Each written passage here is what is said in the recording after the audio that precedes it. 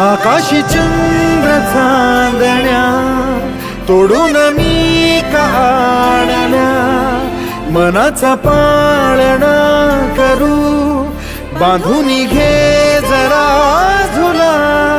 डोळ्यात तूच साजणी, सुखाचा स्पर्श तू नवा,